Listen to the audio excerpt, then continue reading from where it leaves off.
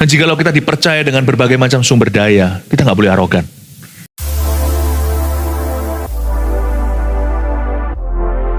Judul jangan terlalu percaya diri tetapi rendah hati.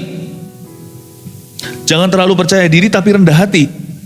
Loh, ini kok beda dengan pesan dunia ya, kita harus confident dan sebagainya. Iya, confident boleh, tapi jangan over confident. Over pede itu nggak bagus. Misalnya, toko yang over pede, terlalu percaya diri, tidak berbenah. Ya, kurang rendah hati, merasa sudah di atas awan-awan sana. Biasanya nanti akan disalib. Orang Kristen yang udah lama, pengetahuannya banyak, kalau dia nggak berapi-api, suam-suam kuku nanti. Lalu kemudian hari dibalap dengan Kristen baru. Kita tercengang saja melihat pemakaian Allah.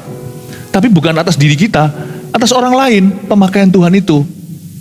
Kita nggak boleh terlalu percaya diri. Bukan berarti kita minder atau pelin-pelan. Tidak ya. Sama sekali enggak. Saya selalu menerapkan sesuatu. Saya selalu mau belajar. Saya tidak mau merasa sudah nyampe. Udah sampai di situ. I've arrived. Done that. Been there. Bahasa Inggrisnya. I've arrived. No, kita adalah Kristen yang belum sampai di destinasi atau tujuan. Kita punya tujuan, tapi kita belum sampai di situ. Kita sedang berjalan. Very important untuk kita itu tidak over pede. Di mana iman dibutuhkan, jangan pelin-pelan. Kita katakan ya dan amin. Aku percaya. Tapi kalau itu berurusan dengan ego kita, gak ada salahnya kita berkata semoga.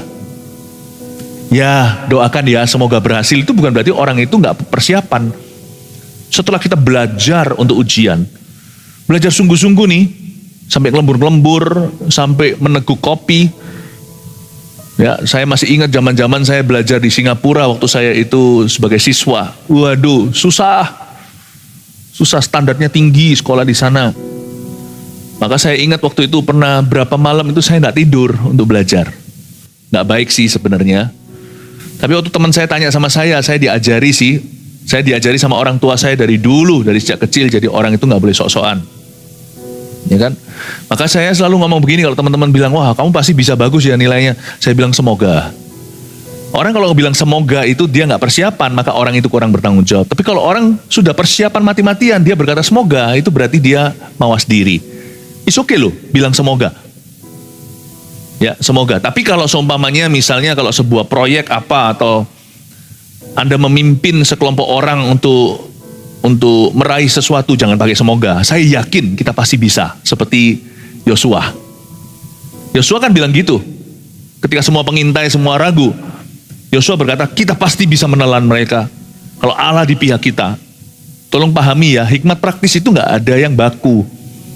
Di setiap situasi kita harus sensitif dan peka, tahu bahwa ini membutuhkan perkataan iman atau cukup kerendahan hati. Saya rasa kita semua harus belajar tidak boleh arogan. Jadi orang Kristen nggak boleh begitu, dan jemaat kita terutama. Jemaat kita ini tambah hari tambah besar. Gereja kita juga semakin kuat. Ketika kita semakin melihat berkat, penyertaan Allah. Dan jikalau kita dipercaya dengan berbagai macam sumber daya, kita nggak boleh arogan. Sebagai gereja aja kita nggak boleh arogan. Kita harus belajar. Selalu memperbaiki. Memperbaharui diri. Jangan terlalu percaya diri tapi rendah hati. Mari kita sekarang baca Amsal-Amsal ini. Ada 8 ayat yang semoga saya bisa selesaikan semua. Ini adalah Amsal-Amsal Salomo yang dikumpulkan pegawai-pegawai Hizkia. Ayat pertama. Juga ini adalah Amsal-Amsal Salomo yang dikumpulkan pegawai-pegawai Hizkia Raja Yehuda. Stop. Jadi ini Amsal-Amsalnya Salomo. Ya semua tahulah Salomo itu adalah anaknya Raja Daud. Dia adalah raja terbesar dan terkaya sepanjang sejarah. Nah, Salomo ini Alkitab mencatat di 1 Raja-Raja pasal 4. Nggak usah dibuka ayatnya, ayat 32. Bahwa Salomo itu mengubah atau menulis 3.000 Amsal. Sacing loh, 3.000 loh Amsalnya. Kalau Anda baca seluruh Amsal ini yang tidak semua ditulis oleh Salomo, ada juga yang ditulis oleh Lemuel dari ibunya. Amsal-amsal ini nggak ada 3.000, nggak ada. Sayang ya, ada banyak hikmat yang tertelan. Jadi Alkitab ini menurut saya cukup yang perlu kita ketahui. Lebih dari itu mungkin kita nggak bisa handle. Padahal Salomo mengubah 3.000 Amsal, 1.005 lagu. Hebat nggak? Salomo ini menciptakan atau menulis lagu itu 1.000 plus 5 lagi. Kasih ekstra. Dan semuanya itu tidak sempat untuk tertuliskan tuangan dalam Alkitab. Kita nggak usah cari. Kalau kita baca kitab Mazmur, papanya Salomo namanya Daud, itu lebih terkenal, lebih tersohor sebagai pemazmur. Ternyata Salomo juga sangat musical, sangat nyeni dia. Saya kagum orang ini ya, nggak tahu otaknya terbuat dari apa. Yang pasti Roh Kudus tinggal di sana. Nggak mungkin orang bisa berbuat begini, nggak mungkin orang bisa meraih demikian rupa. Tapi dari sini kita pelajari sesuatu bahwa asal kita itu setia dengan yang ada di depan kita, itu Alkitab. Roh daripada 3.000 Amsal dan 1.005 lagu, yaitu Roh Kudus itu, akan menerangi kita kalau kita nggak asal-asalan jadi orang Kristen. Kalau kita mau belajar. Setiap kali kita baca ayat-ayat di Alkitab itu, orang dapatnya cuma segini, Anda dapatnya segitu. Roh 3.000 Amsal itu ada padaku. Roh 1.005 lagu. Jadi orang lain kalau baca Alkitab, ya, tapi kalau kita membacanya, mendapatkan kedalaman tanpa mengubah maknanya. Saya harapkan Anda untuk mengerti bahwa ayat 1 aja kita belajar sesuatu, bahwa Roh Kudus itulah sumber hikmat. Dekatlah sama Dia. Kalau Anda mau bisnismu jalan, kalau Anda mau pelayananmu diberkati, kalau Anda mau lihat keluarga Anda bahagia, mendekatlah pada Roh Kudus. Penuhi dirimu dengan Roh Allah. Jangan dengan hemat manusia atau hikmat-hikmatmu semata. Belajar untuk merapat dengan Tuhan, karena Tuhanlah sumber hikmat. Dan hikmat itu nggak ada tanggal kadaluarsanya loh. Dia itu berevolusi demikian rupa, tidak mengubah signifikansi, tidak mengubah makna. Tapi aplikasinya itu bisa saja untuk kita segala zaman. Karena lihat, Amsal-amsal Salomo ini dikumpulkan kembali oleh pegawai-pegawai Hizkia, Raja Yehuda. Loh, kok ada 2 raja di pasal 25. Di antara Raja Salomo dan Raja Hizkia, Raja Salomo yang mengubah amsal-amsal atau menuliskan amsal itu, dengan Hizkia yang tidak menuliskan amsal itu tapi mendapatkan benefitnya, dan dia suruh pegawai-pegawainya untuk kumpulkan. Itu termasuk nabi mungkin zaman dia seperti Yesaya, Hosea. Si Raja Hizkia ini suruh pegawainya, dia nggak perlu tulis sendiri. Ngapain sih kita tulis Alkitab sendiri? Alkitab yang ada aja dari Tuhan untuk kita ini aja nggak selesai-selesai kita lakukan. Ngapain sih setiap orang itu harus bangga sama produknya? Tidak sanggupkah kita itu leverage atau memanfaatkan apa yang sudah tersedia? Belajar dari Raja Hizkia. Orang ini rendah hati. Dia nggak merasa, oh Salomo raja terbesar, Hizkia itu raja besar. Dia nggak mencoba untuk menyaingi Salomo. Tinggal ambil aja buku yang dia tulis, lalu dikumpulkan oleh pegawai-pegawainya, agar supaya kerajaannya Hizkia dibangun di atas dasar hikmat-hikmat yang sama. You know, people say, orang berkata, orang yang pandai adalah orang yang belajar dari kesalahan orang lain. Yang lebih pandai adalah orang yang belajar dari keberhasilan orang lain. Belajarlah. Ya, tidak ada metode yang sakral. Kalau kita melihat tetangga kita itu berdoa, hidupnya jadi dekat sama Allah, berdoalah. Kalau kita melihat teman kita yang satunya lagi itu melayani, lalu seluruh keluarganya itu berubah, ya, sifatnya itu menyenangkan, melayanilah. Hizkia itu belajar dari zaman Salomo. Hizkia pun adalah raja yang besar. Dan ada kurun waktu yang tidak sedikit antara Salomo dengan Hizkia, yaitu 270 tahun di antara mereka. 270 years later, the same wisdom still applied. 270 tahun kemudian, hikmat yang sama masih berguna. Karena itu, Alkitab ini adalah warisan saya nomor 1 kepada anak-anakku. Loh, kok bisa? Alkitab kan bisa beli di toko buku mana? Nggak usah jauh-jauh, di Pustaka Raja Wali di depan sini aja ada Alkitab versi beda-beda.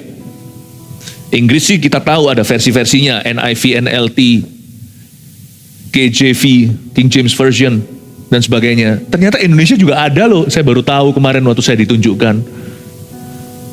Alkitab kan bisa tersedia, kenapa kok Pastor Philip berkata ini warisan? Gini loh, Alkitab memang gampang sekali kita beli, puji Tuhan di Indonesia yang bebas beragama. Tapi spirit mencintai Alkitab itu yang saya turunkan ke anak-anak saya. Karena saya tahu 270 years later, 270 tahun kemudian, the same Bible will rescue someone, will rescue my children. Alkitab yang sama yang akan menjadi pelita dan terang bagi jalan anak-anakku. Jadi anak-anak saya tahu dari kecil, papanya paling cinta firman Tuhan. Saya nggak pernah paksa-paksa saya dan mama mereka, saya dan istri saya nggak pernah paksa anak saya untuk baca Alkitab. Mereka baca tiap hari loh. Tanpa saya suruh, tanpa saya monitori. Mengapa? Karena mereka lihat dari teladan. Tiap pagi saya bangun tidur. Ya apalagi di zaman-zaman pandemi, ketika masih sekolah dari rumah, mereka bisa lihat kebiasaan kami. Biasanya mereka pergi ke sekolah dulu nggak melihatnya, tapi sekarang melihat lebih jelas.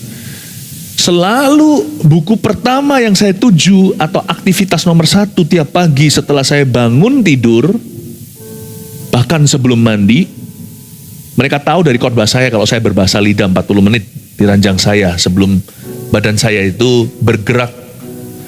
Sebelum tubuh saya itu bangkit dari ranjang atau tempat tidur saya. Itu tahu dari khotbah karena mereka tidak ada di ranjangku, mereka nggak tahu. Ya. Tetapi kalau baca Alkitab bukan dari pengajaran saya, tapi dari teladan. Mereka lihat hal pertama yang saya ambil, saya selalu berada di hadapannya adalah firman yang di tangan. Setiap kali mereka datang masuk ke ruang studi saya, ada sebuah ruang studi di kamar tidur kami, mereka selalu lihat papanya di depan Alkitab berjam-jam. Jadi itu yang saya wariskan, karena hikmat itu 270 years later. Apakah Tuhan Yesus akan datangnya selama itu nanti 200 tahun? Tidak tahu, tapi kalau lihat tanda zaman, saya ragu. Bahkan 2000 tahun kemudian kalau Tuhan belum datang pun, hikmat yang sama ini berguna. Buktinya Amsal sekarang masih dikhotbahkan dan orang mencatat. Amsal ini masih menyelamatkan kita hari ini. Never undermine the scriptures. Jangan pernah remehkan firman. Satu ayat pun jangan biarkan tak tergores di dalam keluargamu. Ayat 2. Jangan terlalu percaya diri tapi rendah hati. Ayat yang berikutnya, kemuliaan Allah ialah merahasiakan sesuatu. Tetapi kemuliaan raja-raja ialah menyelidiki sesuatu. Berhenti di situ. Kemuliaan Allah ialah merahasiakan sesuatu. Ternyata semua yang kita tahu dari Tuhan Yesus hari ini belum seberapa. Makanya orang Kristen yang terlalu percaya diri itu bodoh sekali. Atau yang sudah merasa tahu segala sesuatu. Biasanya usia menipu kita. Makin tua kita, makin susah berubah. Atau biasanya ada sebuah pepatah bahasa Inggris, grumpy old man. Orang tua yang rewel, yang usianya loh sudah mulai semakin tua itu biasanya semakin rewel. Kalau nggak hati-hati saya juga semakin susah diberitahu, semakin nggak gampang terima masukan. Anak kecil untuk belajar bahasa misalnya cepat sekali, makanya itu usia sekolah itu masa belia. Nggak gampang loh kita sekolah lagi setelah umur 40. Makanya saya upload, saya sungguh-sungguh bangga dengan pastor-pastor kita, jumlahnya belasan yang sekarang semua sekolah ambil S2. Gak gampang loh, gak mudah. Termasuk Pastor Moro di sini lagi sekolah lagi S2 nih. Ya betul ya Pastor Moro. Susah gak masuk ke sini? Lebih gampang dulu waktu masa-masa kuliah. Gak gampang. Tetapi kita itu memang bertugas, bertanggung jawab untuk belajar sesuatu. Ya, kemuliaan Allah itu ialah merahasiakan sesuatu. Berarti apa yang kita tahu tentang Tuhan atau dari Tuhan hari ini belum seberapa, Bapak Ibu Saudara. Teruslah belajar dari Roh Kudus. Makanya kalau Tuhan koreksi itu, beri hati. Kalau Tuhan kasih pewahyuan baru itu, catat. Karena kita itu mudah lupa. Kalau anak muda dulu lebih gampang. Sekarang kita ngingetin telepon orang aja, nama orang aja. Karena sekarang hidup kita sudah lebih penuh orang daripada waktu kita masih muda belia. Ada seorang yang berkata sama saya, kenapa saya lupaan? Bukan sih, cuman memori byte-mu tambah sedikit. Karena sudah terlalu banyak terisi, iCloud-nya penuh. Bukan sekarang jadi pelupa atau pikun. Karena itu kita harus catat. Saya biasakan catat. Ya. Kenapa? Karena kemuliaan Allah itu ialah merahasiakan sesuatu. Masih ada banyak hal yang kita belum tahu. Karena itu usia bisa semakin tua, jiwa Anda harus diperbaharui. Selalu mau belajar sesuatu yang baru. Jangan kalah sama anak muda. Kalau lompat mungkin gak bisa setinggi mereka. Mungkin kalau kita itu aktivitas fisik gak bisa sehebat mereka. Tapi jiwa kita bisa awet muda. Kemuliaan Allah ialah merahasiakan sesuatu, membuat saya excited membaca ayat ini. Membuat saya bergairah. Berarti hari ini Tuhan akan ajari saya sesuatu yang baru. Besok ada sesuatu yang saya belum tahu. Yang Tuhan sediakan bagi orang yang mengasihi Dia, peduli amat usianya adalah telinganya belum dengar, matanya belum lihat. Itu yang Tuhan sediakan untuk aku. Kemuliaan Allah ialah merahasiakan sesuatu. Saya kasih contoh. Alam fisik atau semesta alam ini gak seberapa. Ciptaan Tuhan itu sebagian besar malah justru yang gak kelihatan loh. Saya yakin sorga itu jauh lebih mulia, jauh lebih sophisticated, jauh lebih kompleks, jauh lebih nyata, jauh lebih lengkap daripada alam semesta yang kita lihat dengan panca indera. Ciptaan Allah yang diwahyukan, yang bisa kita rasakan, kita lihat, yang bisa kita raba, itu hanya sebagian kecil saja. Karena itu saya tidak mau menumpuk harta di bumi semata-mata demi supaya saya bisa menikmatinya sebisa-bisanya atau sejadi-jadinya. Saya harus mengumpulkan harta di sorga. Karena sorga itu rumahku yang baka, rumah Bapa. Apa yang bisa kumiliki di sini itu gak seberapa, karena Allah masih merahasiakan sesuatu yang aku belum melihatnya di dunia. Karena itu saya punya bucket list, tidak semua di bumi. Ada hal-hal tertentu yang tidak tercapai sih di dalam hidup saya. Saya kepingin ini, saya kepingin itu. Nggak apa-apa. Saya akan nanti mendapatkannya di sorga. Apakah ini halusinasi atau imajinasi atau angan-angan? Ini iman. It's okay. Ada orang tertentu yang lahir buta, sampai sekarang doa minta mujizat belum terima. It's okay, brother. Kalau Anda mati buta, di sorga Anda akan melihat dengan super jelas. Bucket listmu, tolong ditahan ya sampai nanti. Ada berapa orang di sini berkata, aku papa mama itu kepingin punya rumah yang gede. Tapi ternyata semua harta Anda dihabiskan untuk sekolahkan anak.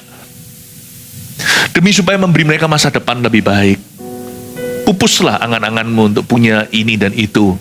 Belum lagi Anda mau terlibat di dalam proyek-proyek Tuhan. Anda mengumpulkan harta di sorga. Tenanglah. Jangan dicoret itu bucket list atau daftar keinginanmu atau angan-angan. Mimpi itu jangan dihapuskan. Tulis saja yang ini for heaven. Bukankah Yohanes 14 berkata begini, Yesus ngomong demikian. Jangan gelisah ya. Percayalah kepada Allah, percayalah kepadaku. Di rumah Bapakku ada banyak tempat tinggal. Kata tempat tinggal itu mansion atau banyak istana. Istana pribadi untuk setiap anak-anakku. Wow. Jangan dihapuskan mimpinya. Tapi untuk another time, untuk waktu kemudian.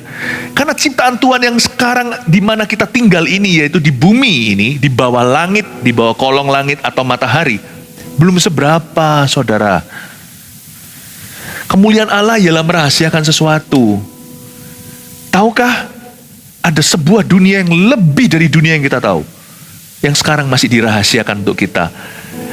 Kita hanya bisa ngintip sedikit-sedikit aja dari firman Allah sih. Tuhan gak pernah super jelas tentang heaven atau sorga. Mengapa begitu? Supaya kita fokus, supaya kita konsentrasi di hidup ini untuk mencari kerajaannya terlebih dahulu. Tapi saya punya keyakinan, dari Kejadian sampai Wahyu, ya terutama di Perjanjian Baru, sorga itu ada cipratan-cipratan pewahyuan tentang kehidupan kekal. Itu cukup membuat saya berkata, yes. Kemuliaan Allah ialah merahasiakan sesuatu. Ada sesuatu yang masih dirahasiakan dari aku. Cukup beriman saja, saya percaya. Suatu hari saya akan melihatnya nanti. Bapak Ibu Saudara, jangan frustrasi di hidup ini. Kita jangan merasa, kita harus tahu juga kalau kita ngalami masalah nih. Aku harus tahu kenapa terjadi. Kadang-kadang kita nggak tahu jawaban dari why. Jangan paksa Tuhan jadi manusia. Nanti di ibadah-ibadah berikutnya aja saya ceritakan. Karena ada ayatnya. Manusia itu nggak tahu masa depannya. Menurut saya bagus loh kita tuh nggak tahu masa depan. Mau tahu kenapa? Nunggu aja salah satu ibadah nanti. I think we should not know everything, so that we remain human, and He remains God. Supaya kita tetap manusia, Dia tetap Allah. Karena kita nggak bisa handle jadi Tuhan. Kemuliaan Allah ialah merahasiakan sesuatu. Jadi kalau Tuhan berkata, you don't have to ask why. Kamu jangan tanya why.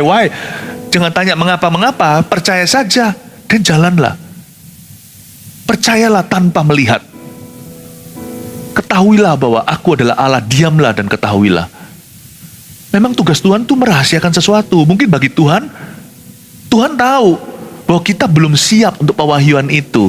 Kalau dijawab why, Anda nggak ready. Jadi ada kalanya, Tuhan ku percaya, rencanamu indah, walau saat ini tak ku mengerti. It's okay loh. Engkau telah berfirman, memberi masa depan, damai sejahtera, penuh harapan. Yang penting kita tahu ini. Ku tahu rencanamu indah bagiku, karena karakternya. Ku tahu kehendakmu baik bagiku. Ku tahu rancanganmu sempurna bagiku. Ku tahu jalan-jalanmu yang terbaik bagiku. Mengenal hatinya, pribadinya dan karakternya enough for me. Cukup bagi aku. That's enough for me to know. Percayalah, seumur hidupku itu adalah pewahyuan yang cukup membuatku sibuk. I don't have to know anything beyond, unless He wants me to. Saya tidak perlu tahu sesuatu lebih dari itu, kecuali Tuhan yang menghendakinya. Kemuliaan Allah ialah merahasiakan sesuatu.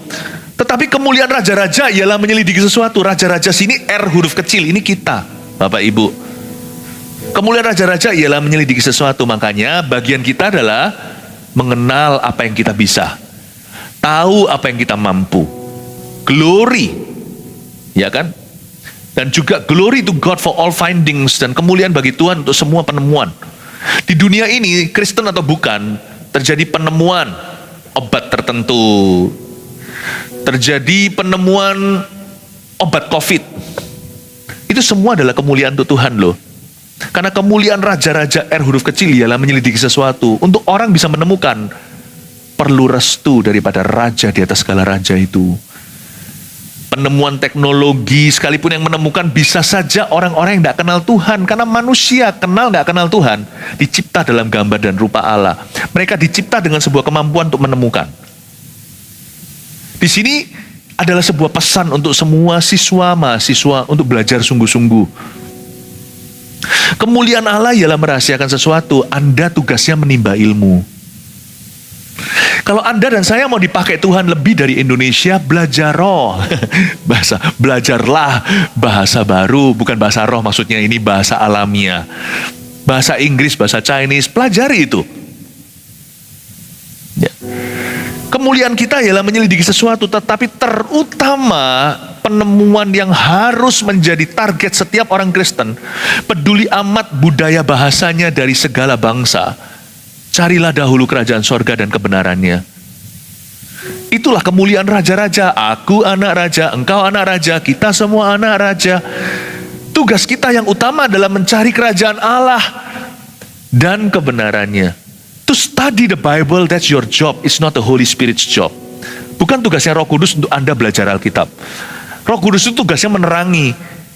Coba bayangkan, Anda bisa nggak kalau andai kata Anda kasih lampu sorot terang gini, tapi kalau Alkitab Anda tertutup ya percuma kan? Jangan suruh Roh Kudus yang buka Alkitab untukmu. Bukalah Alkitab, ketika Anda membacanya, Dia yang membuka pikiranmu. Kemuliaan raja-raja ialah menyelidiki sesuatu. Selidikilah titah-titahnya. Sering dengar-dengar khotbah. Zaman ini sekarang ya mencari pengkhotbah yang baik itu ya. Bukan bagus, yang baik itu susah. Saya kira barang langka itu emas, perak, permata. Bukan. Barang langka itu pengkhotbah. Saya mengucap syukur pada Tuhan di in-house gereja kita, hamba-hamba Tuhan semuanya di sini. Mereka belajar membagikan firman dengan spirit yang sehat. Susah loh. Ya. Karena itu, Bapak Ibu Saudara, pengajaran itu harus berharga. Hargai itu dengan tingkat tinggi. Sebab kemuliaan raja ialah menyelidiki sesuatu. Anda nggak perlu menyelidiki sendiri. Anda juga bisa mendengarkan penemuan orang. Tapi jangan hanya dengarkan, masuk telinga kiri, keluar telinga kanan. Catatlah dengan segenap hatimu, dengan sungguh-sungguh. Karena mungkin dari penemuan orang itu nanti akan ada penemuan sekunder.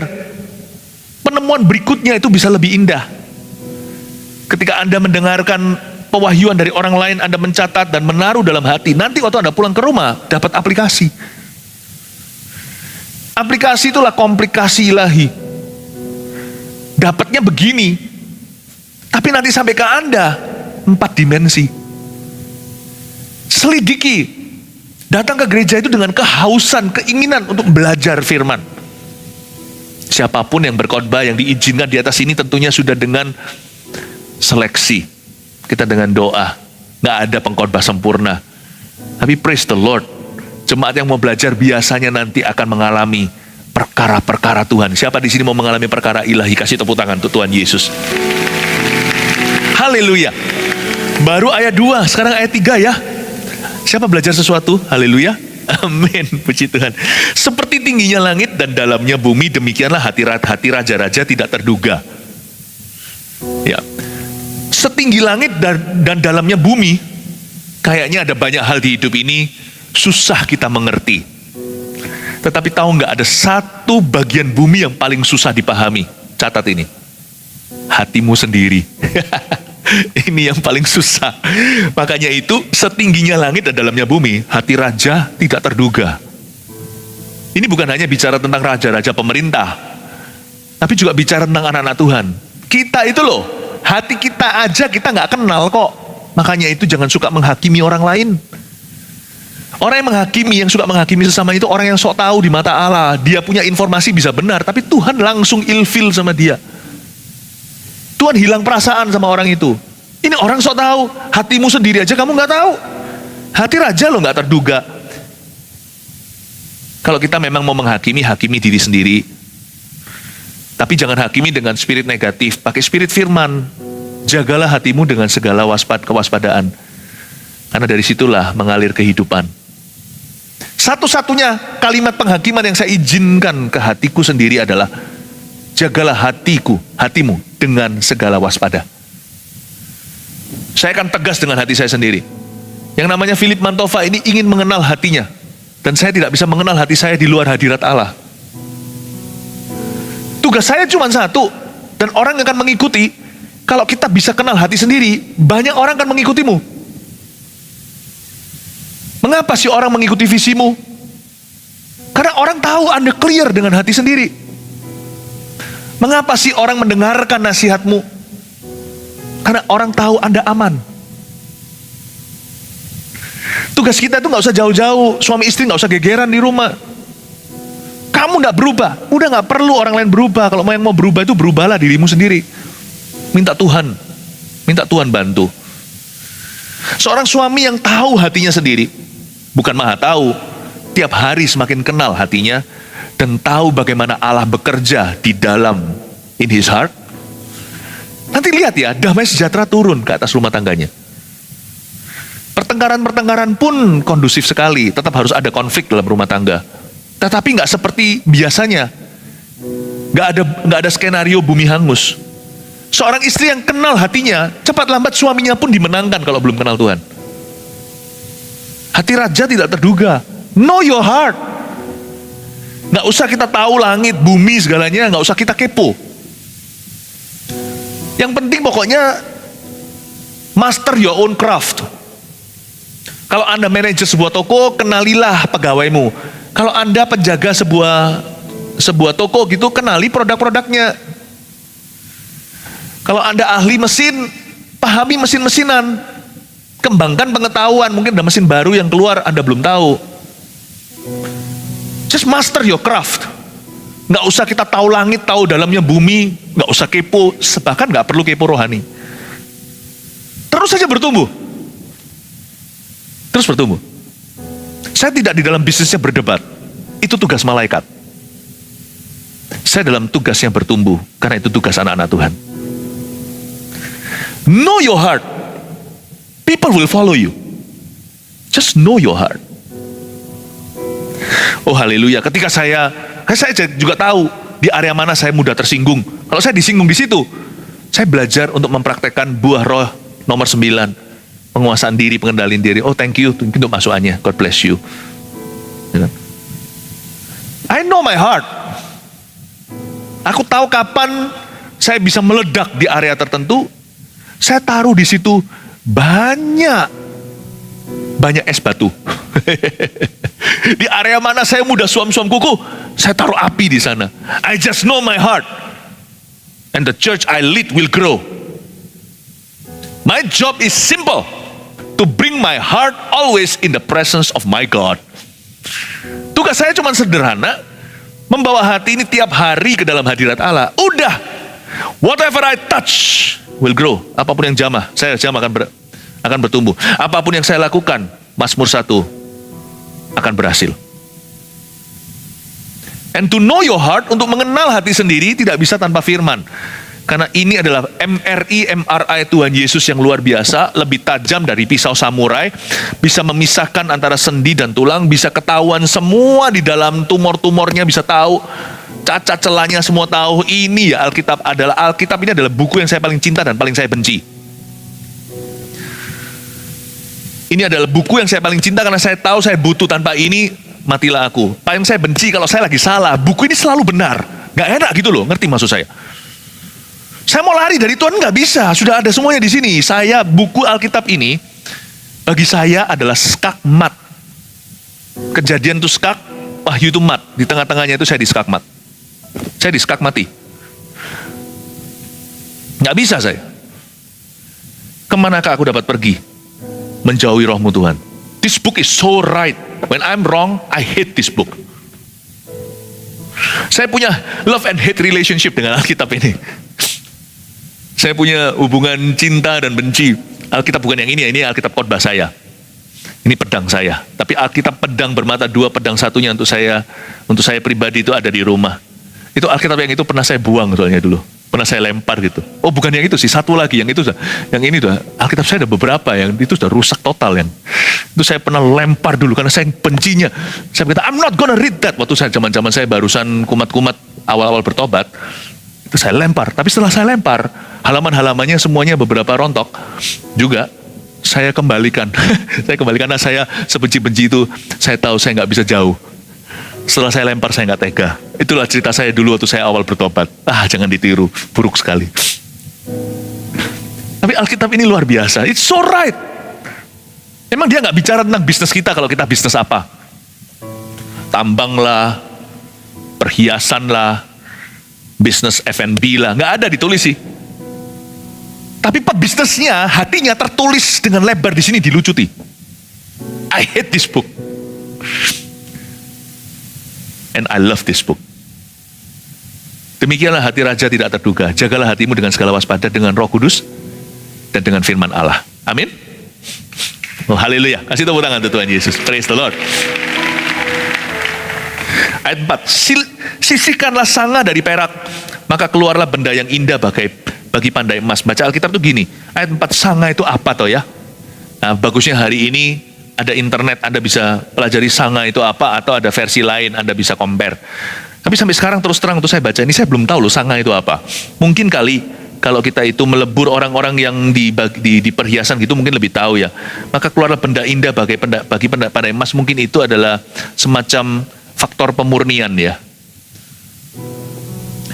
Kalau Anda baca Alkitab, kita baca Alkitab ayat, misalnya kayak ayat 4 gini, lalu kita nggak ngerti, move on ke ayat 5. Nah, Anda kira-kira dapat comparison atau perbandingan. Sisihkanlah orang fasik dari hadapan raja. Oh, oke. Berarti itu tadi pemurnian. Maka kokohlah tahtanya oleh kebenaran. Sisihkanlah sanga dari perak. Itu adalah ilustrasinya, alegori. Maka keluarlah benda yang indah bagi pandai emas. Sisihkanlah orang fasik dari hadapan raja.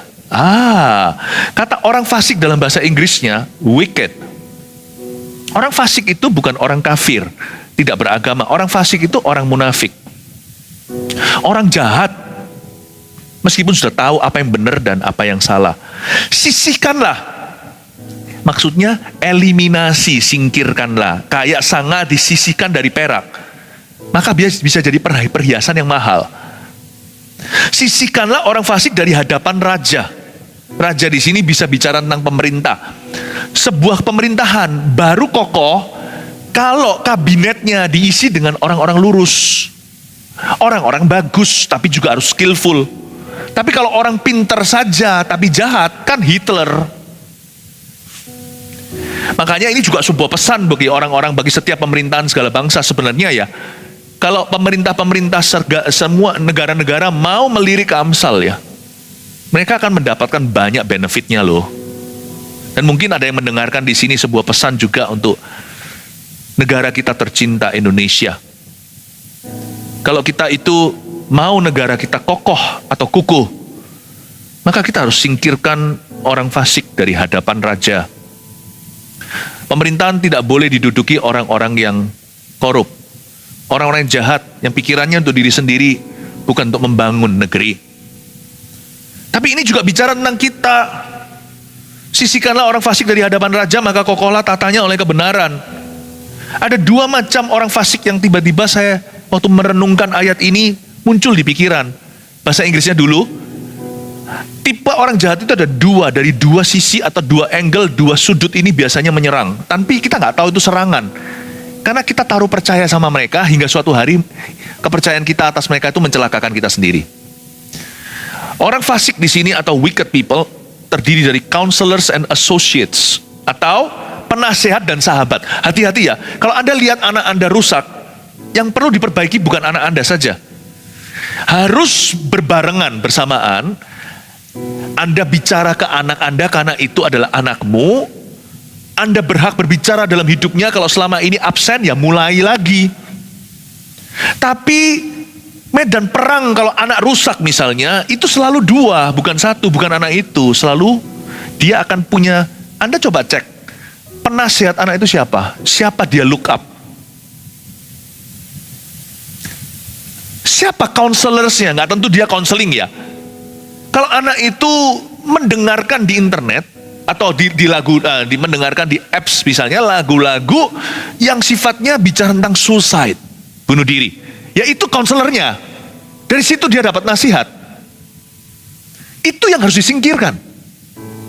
Baru kokohlah dalam kebenaran. Bukan hanya penasihat. Hati-hati coba lihat sahabatnya siapa. Siapa yang telepon dia? Siapa yang ajak dia di tengah-tengah minggu? Atau weekend bahkan tidak perlu ke gereja. Siapa yang ajak dia untuk membolos gereja? Check and recheck again. Who their counselors and associates are. Coba dicek lagi ulang siapa penasihat mereka dan siapa sahabat mereka yang jahat. Penasihat dan sahabat. Penasihat dan sahabat yang jahat. Anda singkirkan itu, 50% solve. 50% lagi anaknya. Bisa jadi bukan 50, 60, 40. Biasanya anak itu sendiri lugu, tapi dia rusak karena seseorang. Merokok misalnya. Mana ada anak kecil tiba-tiba minta rokok? Kasih teman. Kasih teman. Saya pernah merokok dulu. Tapi untungnya waktu saya sekolah SMP, saya sekolah di Singapura. Waktu itu setengah tahun masih sekolah dulu bahasa, belum masuk sekolah beneran, tapi masuk ke les-lesan. Teman-teman saya di situ itu orang Jepang, orang mana yang belajar bahasa. Tapi yang paling rusak adalah orang Indonesia. Memang orang Indonesia itu pemimpin semuanya dalam baik maupun dalam jahat. Orang Indo itu rusak-rusak di situ. Teman saya ada satu tuh rusak banget. Nah, lalu habis itu saya diajar yang enggak. Lalu saya ditawari, lalu setelah selesai waktu break keluar sana, nih rokok. Saya ambil rokok itu. Ya, saya mau ambil rokoknya. Oh, terus dia bilang, enggak ah. Ini tinggal satu, ini buat gua. Dia bilang. Teman saya orang Jepang di sebelahnya. Saya bilang, saya minta rokokmu aja. Saya mau coba. Rokok dia mentol. Saya masih ingat ya, saya masukin, saya batuk itu sampai nggak bisa nafas. Pertama kali, itu tangan Tuhan gara-gara mama berdoa. Kalau nggak saya jadi pecandu. Yang ini perokok tadi, untung saya nggak coba punya dia. Karena punya dia ini pecandu berat ini orang. Ini rokoknya rokok yang berat. Ini rokok yang orang Jepang itu. Apa itu loh namanya yang mentol-mentol, nggak ngerti apa, saya nggak ngerti. Saya pakai gini sekali, saya batuk-batuk sampai teman saya itu pok pundak saya itu tepuk terus. Ayo, kamu jangan mati loh ya gara-gara rokokku. Nggak ada orang itu mau rokok, itu semua suggested. Itu suggested. Tapi apa boleh buat, karena saya sekolah luar negeri jauh dari papa mama. Makanya orang, kalau anak Anda mau taruh di luar negeri atau luar kota, yang pertama jangan cari university saja. Bersamaan dengan itu cari university kos-kosan atau tempat rumah. Cari gereja. Pokoknya terima nasihat ini, catat baik-baik. Kalau anak mau luar kota, puji Tuhan. Paling tidak sekarang di seluruh Indonesia pipeline-nya atau pipa-pipanya jalan. Gereja kita ada di mana-mana. Army of God kita buka di mana-mana. Hari ini akan buka satu di Surabaya Timur. Kenapa? Supaya orang-orang, anak-anak muda yang beralasan nggak bisa datang jauh-jauh dari timur ke barat sejauh Tuhan membuang dosa. Ya sudah, kalau gitu kita taruh di situ. Di luar negeri juga ada gereja-gereja kita di mana-mana sekarang. Mulai tambah banyak. Ingat, karena waktu kami merintis gereja-gereja baru, kami ingat jemaat dan keluarganya. Wherever you are, we're gonna catch you. Bukankah kita penjala manusia, jadi tugas kita memang menangkap. Ingat ya, kalau anak kita mulai dewasa besar, fondasi mereka adalah selama masa kecil di rumah, apakah hubungan dengan Anda aman. Waktu Anda mau lepaskan anak Anda, just remember this, choosing a church is equally important, sepenting memilih university. Karena orang fasik, sisihkanlah orang fasik dari hadapan raja, maka kokohlah tatanya oleh kebenaran. Pergaulan yang buruk merusak kebiasaan yang baik. Ayat 6, jangan berlagak di hadapan raja atau berdiri di tempat para pembesar. Jangan berlagaklah di hadapan raja atau berdiri di tempat para pembesar. Tulis gini aja, simple aja, nomor 6 itu ya, hindari meninggikan diri. Jangan ngomong tentang diri sendiri melulu. Kalau tanya sama orang how are you, dengarkan sungguh-sungguh kabar mereka. Jangan mereka baru ngomong satu kalimat, Anda langsung cut dan bicara tentang dirimu. Ya, hendaklah apa kabar itu jangan basa-basi di mulut kita. Jangan berlagak, jangan berlagak, jangan berlagak. Sebab orang tidak suka orang yang berlagak. Ya. Selalu bicara tentang orang lain dulu, sampai orang tanya, sampai orang sungkan, duh kok aku ngomong tentang diriku terus ya, bagaimana dengan kamu? Nah, baru Anda cerita. Dan ingat ya, kalau kita ngomong sama mereka itu, kecuali kalau firman ya. Bahkan kalau kesaksian pun itu tanggung-tanggung, maksudnya yang tanggung-tanggung aja. Makanya itu latihlah diri kita itu untuk efisiensi waktu. Kalau kita ngomong itu jangan panjang-panjang, mau ceritanya itu muternya ke seluruh bumi dulu. Ya, ingat-ingat ya, to the point aja. Supaya orang ngomong segini, kita setengahnya aja. Sekalipun kesaksian, supaya ini nanti itu quality. Ingat, kalau orang pun memberi giliran pada Anda, bagaimana dengan Anda? Nggak usah banyak-banyak, nggak usah panjang-panjang. Selalu bicara tentang orang lain dulu, dan terutama firman. Jangan berlagak di hadapan raja. Just be humble. Tidak boleh kita arogan. Karena orang yang begini nanti disukai sih. Tahu nggak, ujung-ujungnya orang yang diajak kerjasama itu bukan orang yang bertalenta. Kadang-kadang bukan orang yang berduit loh. Tapi karena ada satu orang yang melihat Anda dan suka. Susah dibilang itu, suka itu susah diomong. Dan orang yang disuka itu orang yang tidak berlagak. Orang yang berlagak itu nggak disuka. Ya. Ayat 7, karena lebih baik orang berkata kepadamu, naiklah kemari, daripada engkau direndahkan di hadapan orang mulia. Karena itu jangan berlagak. Karena lebih baik sih orang ngomong sama kita, naik ke sini, saudara, daripada kita direndahkan di hadapan orang mulia. Yesus sendiri kan pernah memberikan pengajaran ini. Kalau duduk di sebuah tempat pertemuan atau pesta, jangan cari meja VIP. Mending nanti hostnya merasa sungkan, loh kok Anda di situ? Ayo di depan. Daripada orang yang dudukin tempat yang tidak menjadi miliknya, lalu diusir sama ushernya. Kalau gereja lain ya gereja lain, kecuali yang dikasih kantong-kantong begitu, reserve, pastor segalanya, itu mungkin ada tempat supaya nggak cari-cari lagi. Kalau di gereja datang itu, menurut saya, datang ke ibadah itu lebih baik cari terdepan. Kursi-kursi yang nggak disarungi itu kan bisa semua. Lebih baik. Kenapa? Kalau semakin depan, secara psikologi aja, lebih gampang konsentrasi daripada yang di belakang sana. Karena HP-nya nggak kelihatan. Sungguh loh, ibadah itu cuma berapa lama sih? Seminggu cuma sekali. Kalau saya jadi Anda, saya datang ke gereja, datang early, datang awal, dan saya akan duduk paling depan. Paling depan. Supaya apa? Membantu saya untuk secara manusia, bukan Roh Kudus di mana-mana, untuk dapat lebih. Dan kalau orang yang streaming juga, jangan biasakan streaming sambil jalan kemana-mana, streaming. Kalau perlu Anda lengkapi di zaman online gini, beli TV-nya, kasih kursinya, gimana, buat suatu tempat di mana Anda sungkan kalau lari-lari. Buat beneran gitu loh. Karena tanpa konsentrasi, mana bisa matematika? Kalkulus lagi, tanpa konsentrasi, bagaimana teologi ya? Ngerti apa dia? Untuk saya kalau begini juga perlu konsen. Anda sekarang berkedip, Anda nggak ikut aja, nanti ke ayat berikutnya Anda sudah nggak bisa konsentrasi, Anda sudah nggak dapat, udah kehilangan banyak.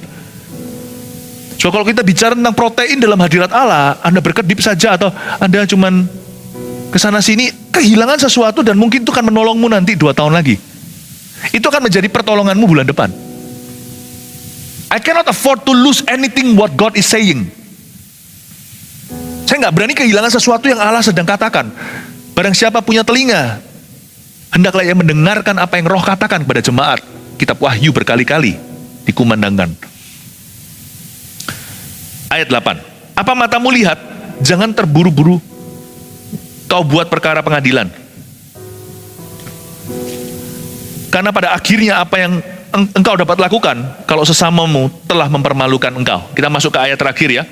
Masuk ke tentang pengadilan ini. Apa yang matamu lihat? Jangan terburu-buru kau buat perkara pengadilan. Jangan jadi orang Kristen yang suka memperkarakan orang lain. Saya ngerti ada kasus-kasus terpaksa, saya paham. Tapi kalau itu antara sesama anak Tuhan, masa sudah nggak ada orang Majusi di dalam gereja? Jangan buru-buru kau buat perkara pengadilan, sebuah saran dari Salomo. Kalau bisa diselesaikan outside of court atau before court, di luar pengadilan atau sebelum pengadilan, khususnya di antara anak Tuhan, lebih baik demikian. Karena setiap orang yang masuk ke pengadilan selalu punya rasa percaya diri yang berlebihan bahwa dia pasti menang. Kecuali yang diperkarakan ya. Yang memperkarakan itu selalu punya keyakinan berlebihan bahwa dia pasti menang. Padahal manusia hidup itu selalu ada chance kalah. Dan kalau kalah, Alkitab katakan, pada akhirnya apa yang dapat engkau lakukan kalau sesamamu telah mempermalukan engkau? Belum lagi mempermalukan nama Tuhan kalau sesama orang Kristen ke pengadilan.